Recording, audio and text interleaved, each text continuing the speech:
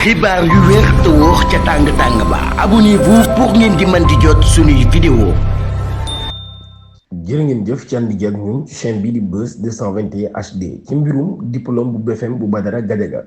député bii di Abdou Ahad Ndiaye moom mi daan na saisir assemblée nationale. député Abdou Ahad Ndiaye daan nay adressé ab question boo xam ne daf ko daal di bind ngir lu ñeel falsification ci mbirum diplôme bi ñuy wax bac daal di koy jëmale ci Badara Gadiaga daal di bind ministre yi. daal di leen di wax falsification diplôme bii nga xam ne daal dañ koo falsifié ba pare borom bi ko falsifié nag mujj gi daal koy jaaree sax mën a liggéey ci ab société waaye nag daal loolu yi ba tey mu daal di xam leen nag loolu yi dafay sàppe li ñuy wax confiance bu citoyen yi ci ab institution engloutie des ressources et surtout envoyer un message dangereux à notre jeunesse. ba tey moom mii muy wax ci mbir mi daal ci mbirum Badara Gadiaga moom mii di xam leen ni chroniqueur ba nekkoon ci TFM nekkoon régisseur général bu CICES. waaye nag daal di wax ne ab illustration bu Franc-Panté la ba tey moom mi ci rapport bi nga xam ne Cour des comptes moom moo ko daal di publier daal di xam leen nag daal doon na liggéey lu ëpp ay at loolu di am salaire moom Badara Gadiaga ci ab BFM boo xam ne nag daal ab faux BFM la mu doon liggéeyee ca CICES. directeur général bu CICES moom mi sax daal nay wax daal déposé na ab plainte contre ki nga xam ni moo di Badara Gadiaga pour faux et usage des faux. ak lu ñuy wax escroquerie ngir nag daal kooki di wuyu ci turu Badara Gadiaga question bi mu njëkk a laaj nag mooy ndax délai de prescription bi dafa jeex wala sax ndax délai de prescription bi dafay commencer ci jamono bi nga xamee ni amal na fraude bi wala jamono ji nga xamee ni rek daan nañu koy jàpp ci boobule mbir. waaye tamit ba tey daal muy laaj ci cas boobu yi nag daal ndax falsification biñ ko découvrir biñ ko yëgee rek état nan la mën a def ndax mën naa engager ay poursuites contre Badara Gadiaga. waaye ne daal ba tey muy addu ci kanamu mbir moom nga xam def na ko nekk usage de tromperie maanaam daal ci naxaate ak wor yàlla ko ci ay information yu wéru ci ay documents yoo xam dañ koo falsifié ngir am ab liggéey boo xam ne bu illégal la ci service yi nga xam ne nag mooy suñu ay service neen nag daal kon loolu yi yan mesures lañ war a jël ndax mu mën a rembourser salaire yooyu nga xam ni doon na ko am ak prime ak avantage yu mu doon am police judiciaire financière bi aussi ndax daal day fay s'autosaisir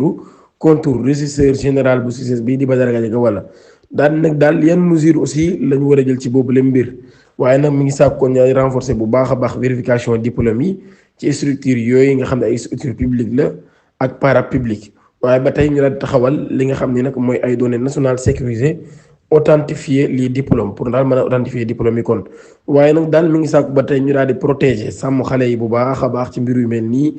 ba pare tamit nekk loo xam ne dafay mujj lu am loo xam du mujj fenn moom mi nag daal na jàpp ne benn mbir rek la am muy effort de l'honnêteté conduit à la réussite. ba tey daal muy xam ne monsieur le ministre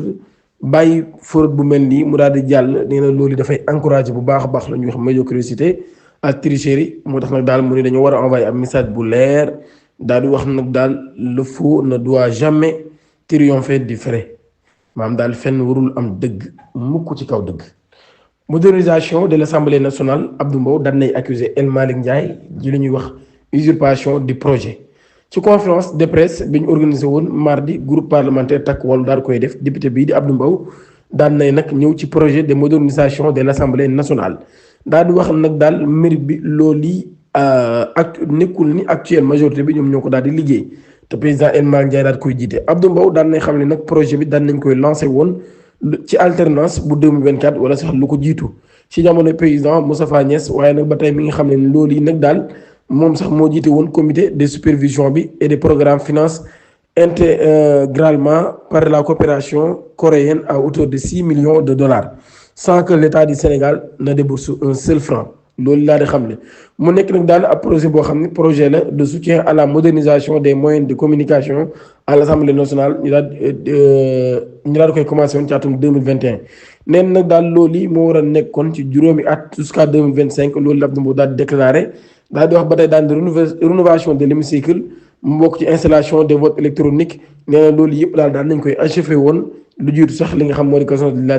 législative bi di jeex. ba tey moom mi ngi accusé El Malick Ndiaye di wax nag daal ak régime bu bees bi dañoo bëgg rek daal di jël loolu yi mel ni nag ñoom ñoo ko moom daal di jël projet boo xam nag dañ koo dond ci ñoom waaye nag daal nee na sénégalais yi dañoo war a xam lan mooy dëgg li ñuy gis tey ji daal ci assemblée nationale nee na liggéey la boo xam ni commencé woon nañ ko bu yàgg loolu lu jiitu ñoom ñuy ñëw ci loolu yi la ñuy des assemblée nationale Takku Wallu daal nañuy dénoncer comportement bi président El Malick Ndiaye daal di am biñ jàkkaarloo ak presse bi lundi di juróom-ñaari fan ci weeru juillet atum 2025 groupe parlementaire bu takku wàllu Aïssata Tall Sall daal di koy jiite. ñoom ñii nag daal daan nañu yëkkati ay dysfonctionnement yu bëree bëri daal koy jëmale ci assemblée nationale ba député yi daan nañuy dénoncer l'implication du président de l'assemblée nationale dans les débats maanaam bokk gi mu bokkoon ci débat yi ñu ngi koy méttilu bu baax a baax. nee nag daal ñu ngi dénoncer comportement bi président El Malick Ndiaye daal di am waaye nag daal di jaawale poste secrétaire national à la communication du Pastef et le président de l'Assemblée nationale. nee nag daal yor gi mu yor kàddu Pastef kon ak nekk gi mu nekk président assemblée nationale El Malick Ndiaye daf koy jaawale. ñi ñu xam ne ni El Malick Ndiaye dafay jaawale nekk gi mu nekk président assemblée nationale ak yor gi mu yor kàddu Pastef. groupe parlementaire bi nag ba tey ñu ngi daal di nag fustiger waaye nag daal di bañ ñàkk appliqué gi nga xam ni ñàkk nañ ko appliqué l'article 74 du règlement intérieur kii bi nga xam ni moom mooy tax daal ba ki nga xam ne moo daal di laaj ab question daal di mën a tontuwaat ginnaaw bi nga xam ne daan nañ koy tontu. enseignement supérieur di njàng mu kaw mi paiement des bourses du mois de juin démarré ce mardi kon daal mardi bi la ñu tàmbali kon fay li nga xam ne moo di bourse ci njàng mu kaw mi loolu yi nag nekk ab nouvelle bu neex loolu ci étudiants yi mu nekk paiement bourse yi nga xam ne mooy mois de juin 2025 dina commencé mardi 8 juillet 2025 loolu yi direction des bourses moom moo ko daal di xamle ci ab communiqué. direction des bourses mi ngi joxe information étudiants yi nga nekk ci établissement public yi ak enseignement supérieur nag daal di xam ne ni dinañ leen commencé fay seen allocation yooyee mu nekk allocation du titre des mois de juin 2025 au titre de l'année universitaire 2024-2025 démarré le mardi 8 juillet 2025. CNRA moom mi mooy mettre en demeure le groupe Futurs Médias pour manquement à la réglementation audiovisuelle. Conseil national des régulations de l'audiovisuel CNRA moom mi ngi adressé lundi 7 juillet 2025 ab mise en demeure daal koy jëmale ci groupe Futurs Médias di GFM ginnaaw ay grave manquement yoo xam daan nañ koy constaté ci l'émission bi amoon jàkkaarloo ñu daal di koy diviser ca TFM mu nekk nag ab division boo xam ne daal ñu ngi koy daal di def ginnaaw bi nga xamee ne ay avertissement yu bari daan nañ koy jël jëmale ko ci seen ndodd ci ab communiqué officiel bu CNRA daal di fàttali nag daal interpellé woon na le GFM muy groupe Futurs Médias le 26 mars bi ñu weesu nen nag loolu yi mi ngi jëmoon ci ay dérives yoo xam daan nañ koy gisoon daal di koy defoon ci édition bi ñu amaloon le 21 mars 2025 ci émission jàkkaarloo ci jamono boo xam ne nag daal ab chroniqueur dafa yëkkati woon ay kaddu yu doy waar lool waaye tamit kaddu yoo xam ne yu ñaaw la daal di koy jëmale ci kenn koo xam ne ab invité la nen nag daal loolu ñu daal di jàpp ni attentoire à la dignité et l'honneur à la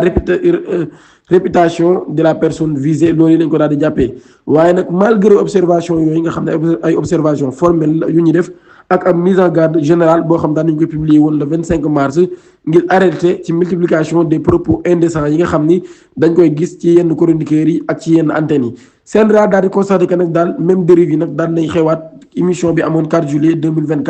2025 ci TFM ñoom régulateurs yi nag daal nañ considéré GFM jaarale ko ci TFM daal di wax nag daal ñoom ñi dañoo nekk nag di persister bu baax a baax ci violation de la réglementation yi nga xam ne moom moo encadré lu jëm ci service communication audiovisuelle yi ci réewum Sénégal CNRA nag daal kon daan ne déploré bu baax a baax émission bi nga xam ni day am lu baree bari nekk tribune boo xam nag dañ fay faral di saaga ak di fay yëkkati yenn kàddu yi kon ñoom ñi ci loolu yi nag daal ci lañ jëlee sax ay dogal autorités yi nga xam ñoo yor wàllum régulation ñi ngi mettre en demeure le groupe Futurs Médias dinañ jël nag mesures yi ci war yépp nag ngir daal di jeexal mbir moomee ci ni mu gën a gaawee ñoom ñi nag daal soxla nañ daal di appliquer rigoureusement li nga xam ni moo di règlement yooyu nga xam daal nañ koy jël CNRA nag daal nañ xam la ni bu ñu respecté wul loolee mën nañ faa jaare nag daal di sanctionné chaîne bi ci daal di dakkal boobu lépp émission wala sax ñu daal di dakkal leen ci say ay programme wala sax lépp ci seen ay programme Kolda maire bu Saare Béji Bakary Baldé daan nañ koy jàpp ngir sàcc lu jëm ci wàllum suuf maire de la commune de Saare Béji daan nañ koy jàpp gendarmerie moom moo def lu ni mel ci information yi nga xam daan nañ koy jëlee ci seen web Bakary Baldé daan nañ koy placé en garde à vue alterné ci mbirum ca locaux de la brigade territoriale de Kolda ngir escroquerie foncière ci ab instruction boo xam ne procureur de la république moom moo ko daal di joxe ginnaaw tribunal grande instance de la capitale de Fouladou SO Diallo moom mi ñi ngi ko soupçonné nag daal dafa jaay ay terrain yu baree bari daal di joxe ay faux documents yoo xam nag daal préjudice yooyu ñoom ñoo jàpp ni da leen a dóor ay millions yu baree bari comme moom Bakary Baldé mi daal ci loolu yi lañ ko tegee loxo di leen jaajëfal bu baax a baax ci ànd gi ak ñun ci chaîne bi di Buzz 221 HD di sax ngeen abonné suñu chaîne activer cloche notification bi pour bañ a rater suñu yeneen vidéo jërë ngeen def